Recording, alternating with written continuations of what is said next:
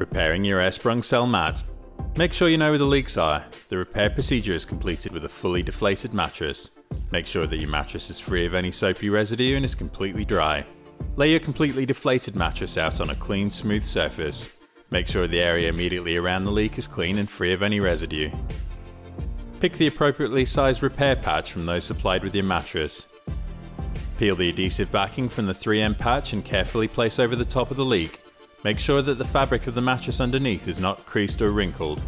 Try to minimize contact with the adhesive backing of the repair patch.